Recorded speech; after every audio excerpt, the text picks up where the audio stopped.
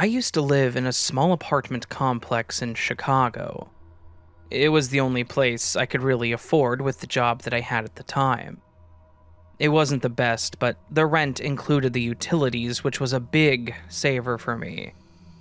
I figured I would stay there for a year or two and move out once I saved up enough money. For the first few months, I took the same route home from the station every night. It took about 15 minutes total, which isn't bad on foot, but when you're exhausted after a 10-hour shift where you're on your feet all day, or it's freezing cold or pouring rain, every extra minute feels like torture. I considered getting a bike or something to save a little time, but I didn't have a place to store it, and I wasn't comfortable leaving it outside. Again, I didn't live in the best of areas. It's not like I was at risk of being mugged every night on my way home. I'm also a guy and not a very small one, but if someone wanted to, they could easily take my bike from the stand out front. Bike locks be damned. So, I tried to look for shortcuts, which is how I found this alley. It was just one of those typical Chicago back alleys. Narrow, running between two rows of old brick buildings, maybe 20 feet wide. During the day, it's just a normal-looking alley with dumpsters, some trash on the sides, and the occasional person cutting through, but at night, it's dark as hell, because only one of the buildings had a backlight, so it's pretty dim. For a lot of people, I'm sure it would have been a deterrent, but for me, it cut about 5 minutes off of my walk, and on those rough nights, it made a huge difference. I started using it regularly to get home. If I was in a good mood and it felt nice out, I might take the normal route, but most of the time I cut through the alley. When I first started taking it, I would hesitate at the entrance, looking around and thinking, maybe I shouldn't walk down the dark alley alone at 11 p.m., but I also felt like I was the person others would avoid based on my size. So I continued to take it, and nothing ever happened. I would occasionally hear a mouse or a stray cat running around, but that was it. After a few weeks, it became a routine, and I'd barely even think about it as I rounded the corner to enter the alley. Then came one late night in mid-November. I remember the time because I'd been texting my sister about plans for my birthday that was coming up that following weekend, as I walked home from the station. I turned into the alley like I always did, still looking down at my phone and barely paying attention. But as I walked, something started feeling different. Like the air felt heavier, if that makes any sense. I can't really explain it.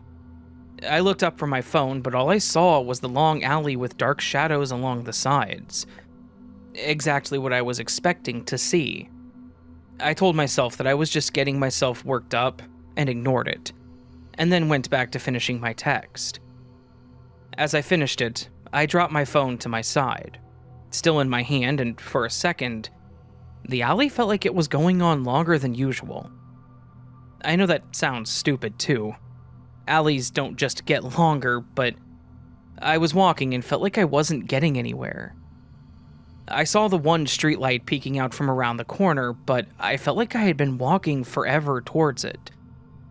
I just told myself that I was tired, a little anxious, maybe even a bit paranoid, because I'd had too much coffee and not enough sleep. But that's when one of the shadows moved, causing me to stop in my tracks. At least part of me wasn't going crazy. Like I mentioned earlier, I just spotted the shadows in a quick glance and didn't think about what they were from.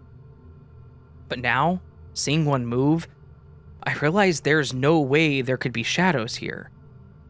What I thought were shadows were actually people. I stopped walking and counted. There were at least 6 people.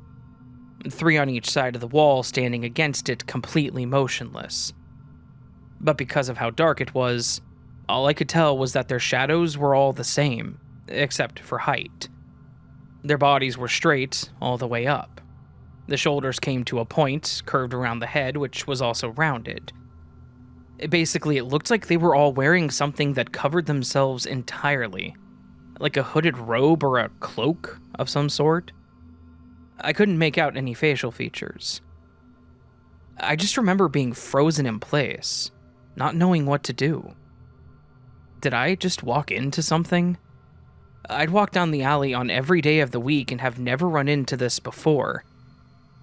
I tried to ease the tension by laughing a bit and said, "Hell, y'all scared me." But none of them moved or said a word. It didn't even look like they were looking at me. It was like they were looking straight ahead, as if they were looking at each other.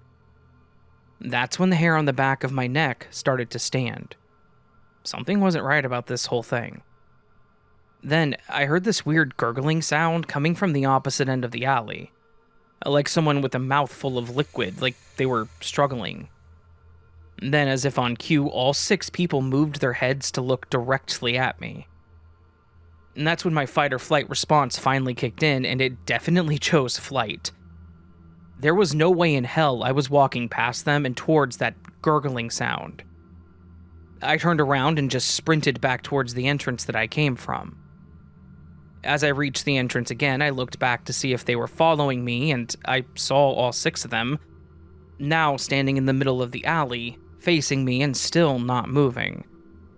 I didn't stop running. I burst out of the alley and back onto the street and kept going. When I got to my apartment building, I slowed down, catching my breath and looking around to see if I was being followed. When I didn't see anyone around, I entered the building, got into my apartment, and immediately locked the door.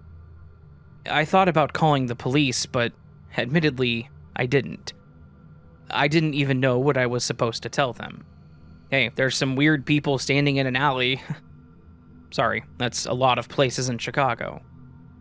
Granted, I didn't know what the gurgling sound was, but I also didn't feel safe walking past 6 people to find out. I was a big guy, but 6 people is a bit much for me to take on after a long shift.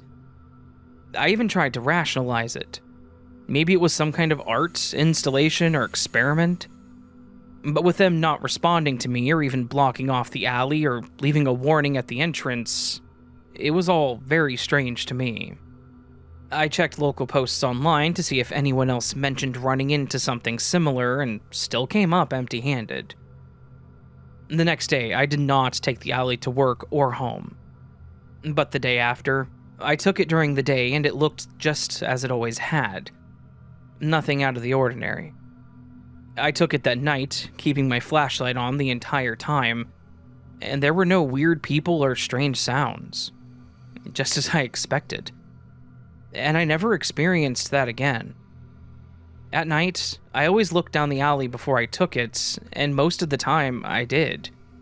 But if I spotted one thing that looked off, even if the dumpster back there was open, I didn't take it. Risking my life or safety definitely isn't worth saving those 5 minutes.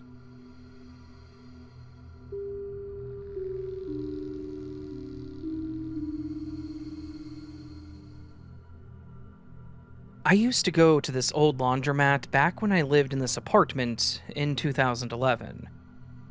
There were no hookups in the apartment, just good old-fashioned community ones that were either always full of clothes when I tried to use them, or out of order.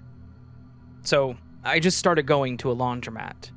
That way I knew when my stuff was done, I didn't have to wait on others. In the beginning, I did like going there because, for being a laundromat, it was actually pretty chill. There was a variety of people there, old and young, people with kids, people alone. But everyone respected each other and their belongings. There was a mom that made her kids stay with her as they played at the table, refusing to let them run around the store, which was nice. Sometimes I brought my schoolwork there and did it while I was waiting. This may sound weird, but it wasn't what I was expecting. I was expecting the place to be like what you see in movies and on TV. Dirty, run down, some rickety old fan in the corner trying to cool off the entire store, maybe some shady people in there, but it wasn't like that at all. In fact, the owners seemed to try and steer any of that away from the store. It was a couple that ran the place, probably in their 50s or around there. I believe their names were Mike and Stacy, which I only found out based on their little printouts that they had at the front of the store on the bulletin board. It was like a meet the owners type of thing, but I think it may have been for complaints too. I remember one lady complaining about the machine not running its full cycle, and Stacy argued that it did and showed her the difference in settings. She asked for a manager, and Stacy pointed at the sign saying that she was the owner. Their little argument made me chuckle. Anyway, that's how I knew their first names, but that was about all I really knew of them, other than they seemed to be pretty nice people. They had a coffee pot at the front of the store that I saw Mike visiting a lot. They had vending machines, but they also had a little snack bar set up by the coffee with some simple granola bars, single-serve candies, things like that. Again, not something I would have expected at a laundromat. I usually went there on Sunday mornings since it was the one day I had completely off from school or work. I got in around noon and would get settled into my normal routine. But there was one day that I came in and there was a guy sitting in my normal spot. It's probably the only reason I noticed him. But I liked that spot because it was in the corner of the building, but by one of the large windows, with machines right next to it, so I could keep an eye on my stuff as I switched my clothes out. I also liked it because I could see the back counter from that spot, which is why I saw their pictures and got to hear the conversations of other customers and the owners. So I was a little disappointed, but I took a table in that same row, but on the opposite end. I started the first load and went and sat back down and felt like I was being watched, so I looked up. The guy that was in my spot was staring at me, just watching me. He had his arms crossed and was just staring, until we finally locked eyes and he gave this little smirk. I immediately looked back down to my books and did my best to ignore him. He was there the entire time that my clothes were in the wash cycle until I saw Stacy standing behind the counter, also watching him. The guy apparently noticed and he slowly got up, not grabbing any clothes, waved at her and then left. Weird situation, but I was just glad he was gone. But the following Sunday, shortly after I arrived, he also showed up. I was in my normal spot, but he sat at the table across from me. So now he was even closer, and making me even more uncomfortable. I put in one of my earbuds and tried to drown him out and not look up as much as possible. I just wanted to get this over with and was hoping he would leave soon. Shortly after, he walked over to the vending machine and I heard him kick it, so I looked up. He then went to the coffee machine and started picking through the snack basket. I again looked back down until he walked back to his seat with a handful of candy bars. It looked like he had taken all of them. Once again, he slowly sat back down, and he slowly ate all of the candy that he grabbed, but he was throwing the wrappers on the floor, right in front of his spot. He may have been making me feel uncomfortable, but that really irked me. This was an adult we were talking about, so why was he doing that? But he stayed there for a good half hour since I was there at least that, and he watched everyone that came and went. There was an older lady that even started to do her laundry, but she kept looking at the guy until she actually left. I don't know if she ever came back for her clothes either. As I was waiting for my clothes to dry, Mike came out of the back, and I saw him angrily approach this guy. I was expecting him to say something about the wrappers or just loitering because he hadn't done any laundry either. He was here after me, and I didn't see him put anything in or take anything out the entire time. I paused my music, wanting to listen to what was being said. Much like the earlier conversation I mentioned, I'm nosy and just like to listen. Mike told the guy that he needed to pick up his mess and then leave. In a very sarcastic tone, the guy claimed he was there to do laundry, but Mike cut him off saying that he was watching him and that he hadn't started a single load yet, and was only scaring the customers. The guy then laughed, like an actual laugh, and not a nervous laugh. Mike was a big guy. If I had to guess, I would say around 300 pounds and easily 6 foot. The guy that was in there was younger, maybe a little older than me, which at the time I was 22, but he wasn't much taller than me and I was barely over 5 foot. But this guy did not look worried in the slightest. Mike then told him that if he didn't leave, he would call the police. So, after a stare down that felt like forever, the guy got up, laughing once more and leaving his trash on the floor, walked out. He didn't take any clothes with him either. Mike watched him leave, picked up his trash, and then walked back to the counter. I didn't go that following week, partially because that guy made me nervous, and partially because I didn't have enough time anyway. So, the week after, I had a little extra to wash.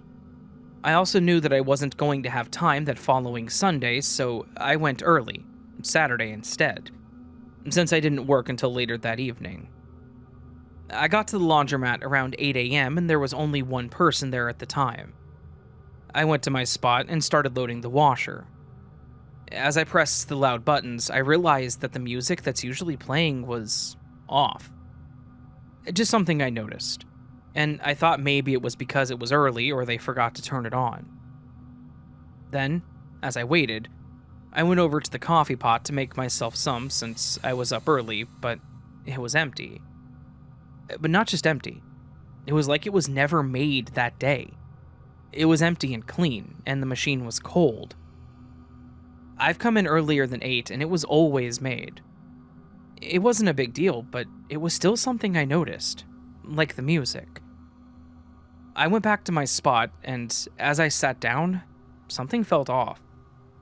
The coffee not being made, the music being off, the large blinds were still down on the windows, and the older lady that was there pointed out that the TV wasn't on either. Of course, she made a joke about missing the morning news, but it was strange. One of the owners was always there when I came in. There were a few other employees there, but one of them opened. I used to go there at opening and they would always greet me, so to not see them and everything being not normal, it just felt off. The whole atmosphere actually felt off. At one point, as I sat there with the machines running, I almost felt this overwhelming fear and I couldn't figure out why. I also didn't know what to do about it, so I just kept looking around and tried to keep myself calm. After about an hour, 2 more people showed up, and then an employee. One of the other people complained to the woman that came in about the coffee not being ready and not knowing where the remote was. She said she would grab it from the back and then walked off. Not even 10 seconds later, all I heard was this blood-curdling scream. I jumped out of my seat, and the others in there all stopped what they were doing and looked toward the counter, where it came from. One of the guys slowly walked up to the counter, trying to walk toward the back when the employee came out screaming to call 911. I was frozen in place, not knowing what to do. The man ran to the back with her, and I heard someone on the phone by me. I felt terrible. I didn't know what was happening, and I just stood there. And then I just sat there waiting. For what? I have no idea. The paramedic showed up quickly and ran to the back with the stretcher. The rest of us stood there in this horrible silence just waiting. When they came out, the man and the employee had blood all over their arms and the paramedics were pushing out a stretcher with Mike on it, with bloody towels and bandages all over him. His eyes were open and his face was gray. For such a large guy, he looked so small and frail on that stretcher. It knocked the wind out of me seeing him like that. As they wheeled him out, a cop came in and asked all of us to stay there so they could take our statements. They started with the closest to the front, which was the bloody guy and the employee, and then another one started questioning the lady there. Then they got to me. They asked me if I saw or heard anything. I explained that when I got there, the older lady was the only person that I saw, but I did mention the irregularities with the coffee, the blinds, etc. They asked me for the times, wanting to know more specifics, and I was thankfully able to pinpoint it based on when I got there and the timer on the machine. But it was how he asked me and the lady multiple times. "And you guys didn't see anything?" I know that I didn't. Everything felt off, and now I know why, but I didn't see anything that would throw me off. At least, nothing making me feel like Mike was in the back bleeding out. I went home that afternoon and skipped class. I felt awful after that. We were there for a few hours, and all of us noticed the little things that were off, but didn't think to check the back or maybe call someone with the store, seemingly practically unattended. I remember sitting at home worrying if he was dead. I did find a news article about it, but it didn't give any names. It did say that the victim survived, which at least made me feel a little better. Then the rumors started coming out, as well as another local report about some kind of underground gambling hall going on that Mike may have been involved in, and that he may have been attacked for it. Now, all of this being rumored, of course, and not having any proof, it did make me think about the guy that showed up those few times I was there. He was not there to do any laundry, but the way that Mike got aggressive with him, and the way the man didn't seem fazed, it makes me wonder if it was related. I went back a few times after that, but I only saw Mike once. And Stacy was usually there with two guys that wore the uniform shirts, so I assumed they were new employees. Possibly security in a way, but it was too weird for me. I still had this internal guilt for not doing anything for him. I know that we didn't know he was back there, but the fact that he was dying within feet of us is not a good feeling. I should have called a non-emergency line or maybe looked for a number for the owners. I should have trusted my gut, but I didn't, and I've had to live with that.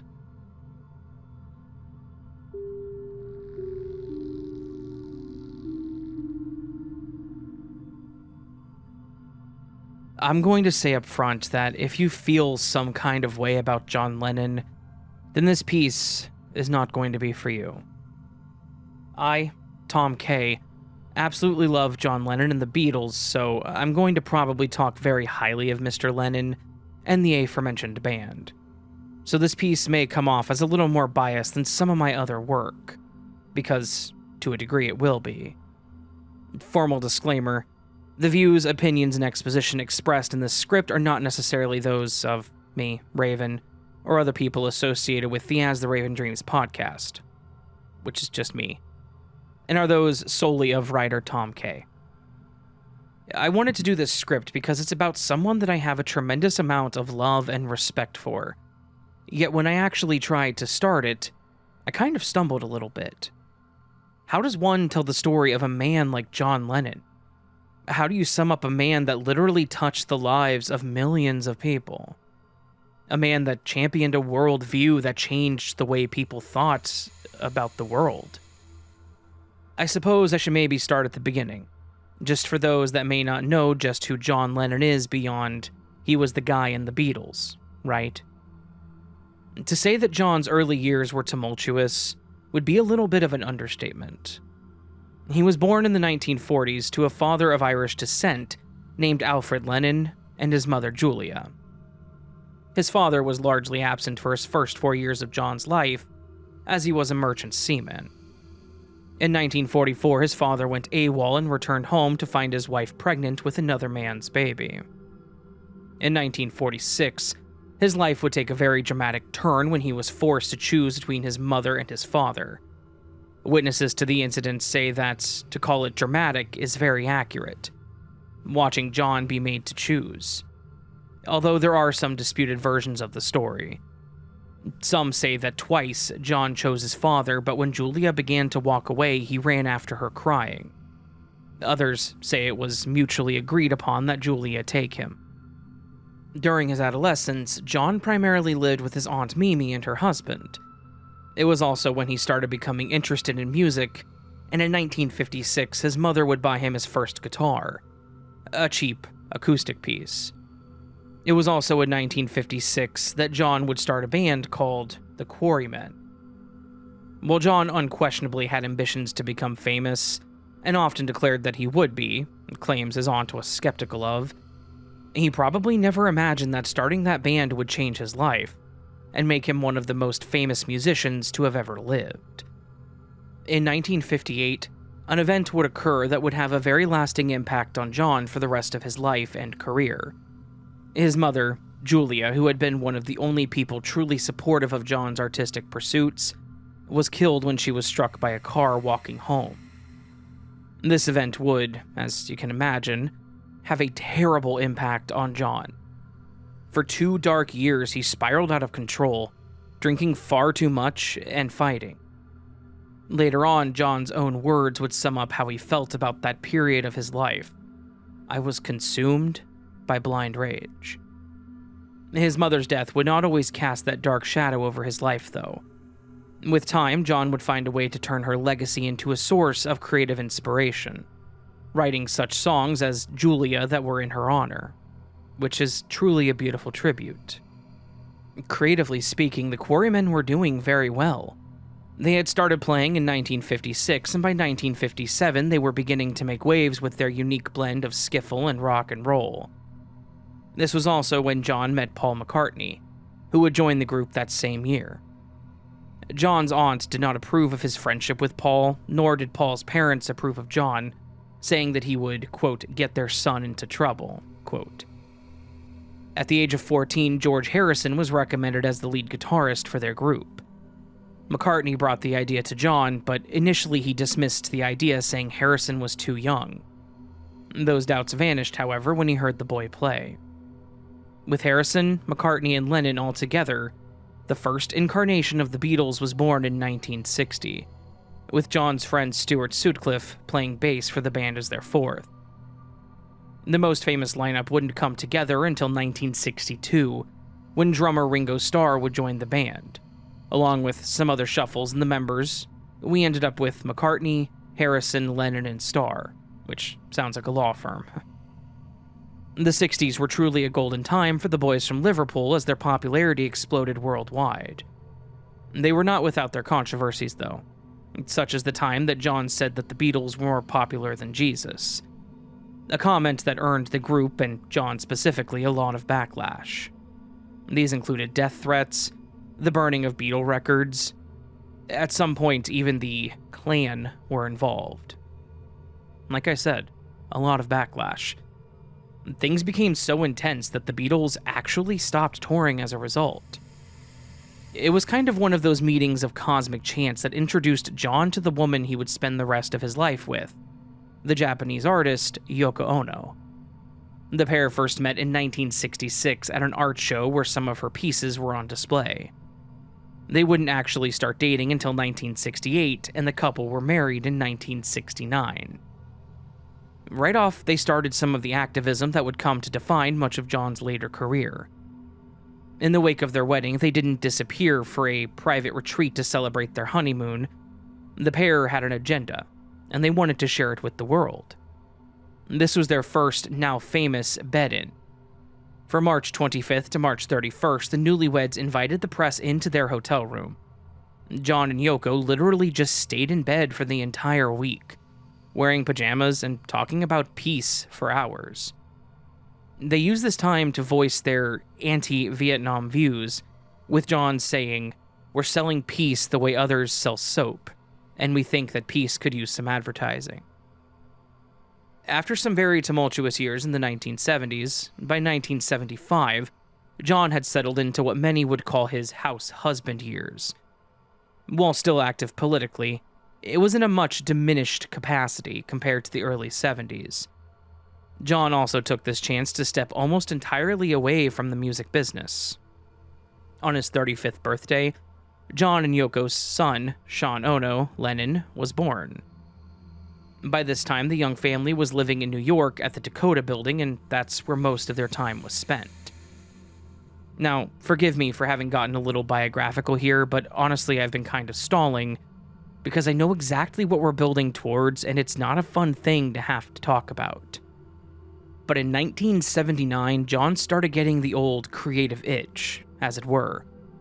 and during a sailing trip he went on to Bermuda where he had to weather a storm, his creativity was reignited. This led to him and Yoko writing the album Double Fantasy, which was their first album together since 1975. The recording for the album went on through the summer of 1980, with the album finally released in November of that year. And now here we are, the part of this that I have been dreading since I started writing it. December 8, 1980. John Lennon would meet a fan that he signed a record for and take a picture with, and then go on about his day thinking nothing more of it. That day he would do an interview for a radio station, and then Yoko and John went to the studio to do some work on a song of theirs. Later that night, just a little before 11 p.m., the couple would return to their home at the Dakota.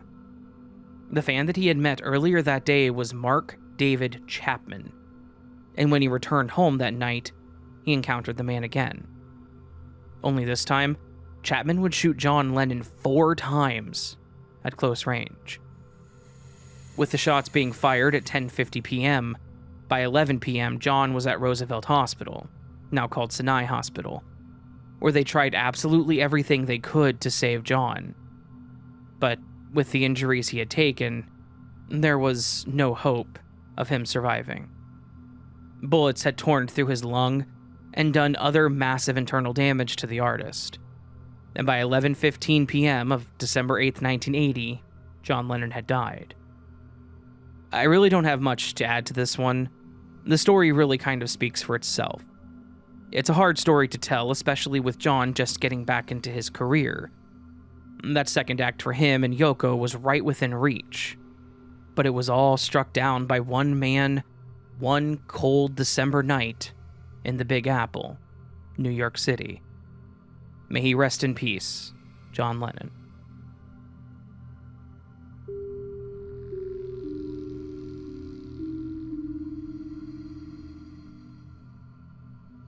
So, I usually just lurk around these parts and don't have much to say, but I actually do have a story that I wanted to go ahead and share from a few months back. Thinking about it now freaks me out because of all the things you read about online when it comes to trafficking and all that. And the whole thing happened in broad daylight. I think that's the worst part. I live in a fairly decent apartment building downtown in a major city. I don't want to say which major city, I'll just say that it's to the south. It's got a large population, and most people here don't suck. It's a decent complex that has a doorman during the day and some cameras that are pointed at most of the hallways and the doors. And I probably pay way too much, but I like the location and I feel mostly safe here. I work a pretty standard 8 to 5, so I'm usually home by 6. On this particular day that this happened, I had actually taken a half day, because I had a doctor's appointment at 1, so I was home by 2 in the afternoon. I had just gotten in, kicked my shoes off, and was about to finally get something to eat for lunch when there was a knock on my door. I'm pretty careful. I always check the peephole. Standing outside were 2 people, a man and a woman. Both looked to be in their late 30s to early 40s, and they were wearing identical navy blue polo shirts. Kind of like a uniform. Just as well, they both had clipboards, and the man was holding up what looked like an ID badge, but was just far enough away that I couldn't actually read it clearly through the glass. It just kind of looked generic. Like something you could make, print off, and laminate at home in about 30 minutes. The guy then spoke up. I'm guessing that he had heard me moving inside or something. He said, "City Wellness Check Initiative. We're here for a mandatory wellness check of all residents in this building." This felt like a very confusing potential red flag. Mandatory wellness check from the city? All residents of the building? At 2 in the afternoon? That was a bit strange, but I'm also fairly new to this part of town, and sometimes stuff happens that I'm not aware of. Still, a little voice in my head was saying, yeah, no, this isn't legit. I decided that I would at least respond through the door to try and see what the hell they were going on about. I said, "Okay, what is this about?" Which felt kind of silly since they had kind of told me. The woman then spoke and gave a bit of a strained and fake smile, saying, "Oh, it's just a few questions about your living situation. It's all standard." And then she gestured to her clipboard. She then asked me for my first name and said in a very assured way, "We don't need your last name, just the first name for privacy reasons." Almost like she was trying to get me to feel more comfortable with the whole thing. "Oh, we care about your privacy, we're so legitimate." I told them that it was Sam.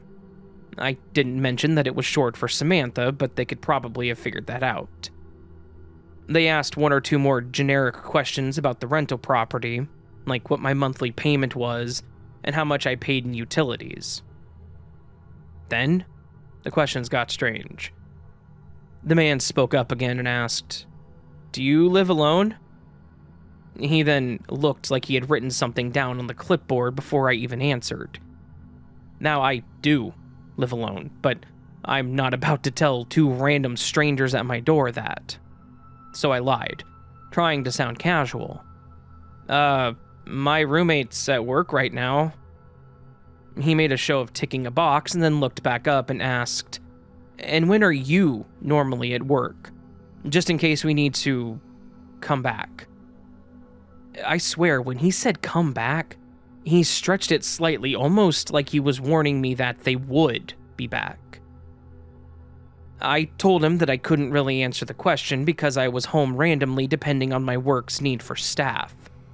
This also wasn't true. I was pretty much never home during the day, but again, they didn't need to know that. Then, the woman asked the question that was the absolute line for me. The indication that this wasn't a wellness check, this was some kind of vulnerability check. She asked, "And your windows? Do they have any additional security locks or security systems? Anything to tell you if someone opens them from the outside, for instance?" The thing about this question was that it was very direct. It was very straightforward in what she was asking. But it felt strange because why the hell would anyone tell them that? Especially after the other two questions. I asked them to hold on for just a moment, saying that I was getting a phone call and would be right back, that I absolutely had to take it. I then pulled out my phone and immediately called the building management office. The manager of the property answered pretty much immediately, and I put the phone on speaker. "Hey, John, it's Sam from apartment number X. Quick question. Do you have any knowledge of city workers doing some kind of mandatory wellness check on the building right now? There are two people here that are asking some very intrusive questions about the building's security and about whether I live alone." There was a quick beat of silence before John replied with, "No? Let me get someone up to your floor from security."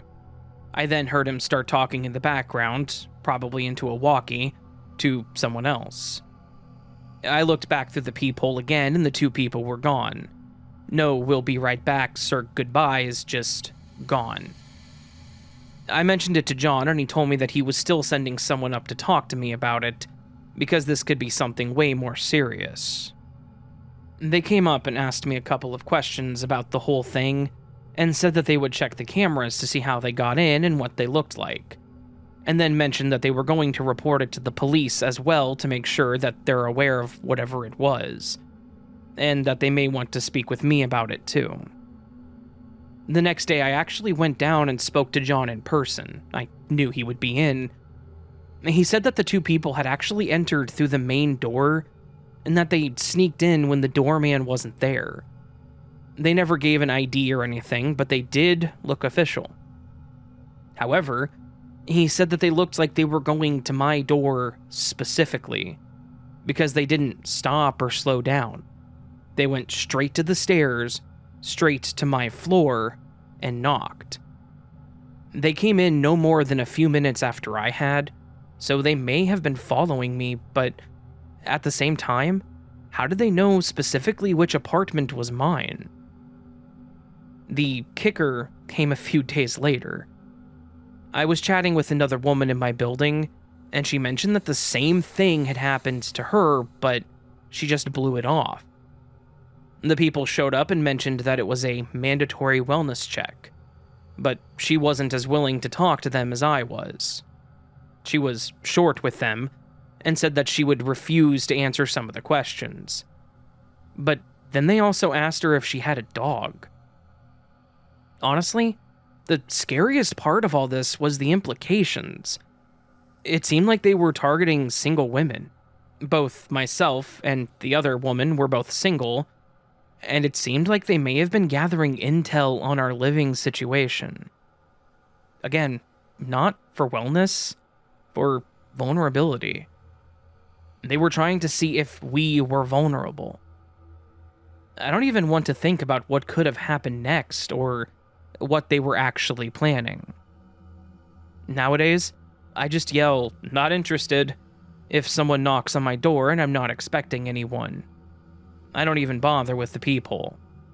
And believe me, the security chains on my door are always on, and the deadbolt is always locked. At this point, I don't care who it is. If they want my attention, and I know them, they'll call or text me.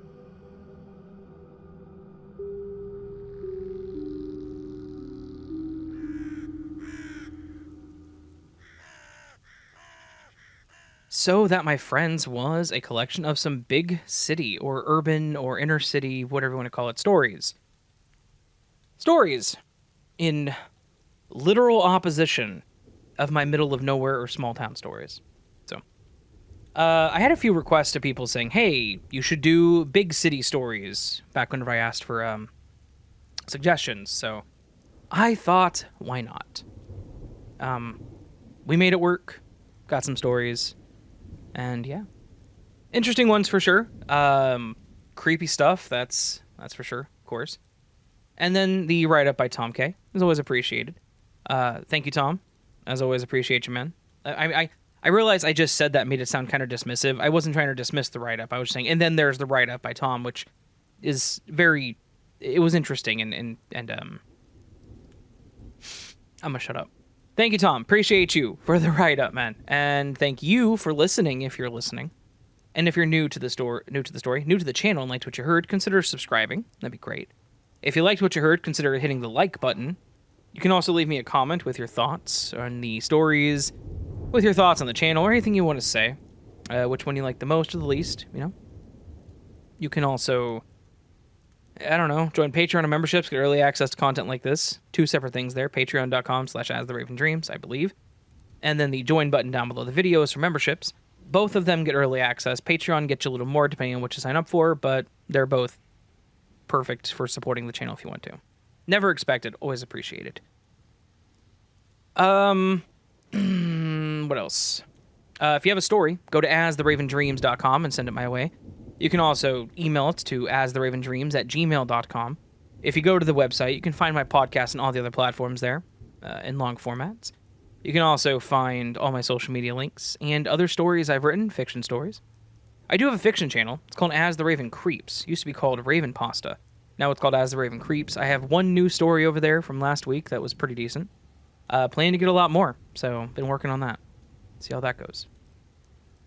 All that said, friends, hope you have a beautiful rest of your week. Hope I see you again here very soon. But until then, remember that you are loved, valid, and important, and the best you that you can be. Don't forget it. Until next time, much love, and sleep well.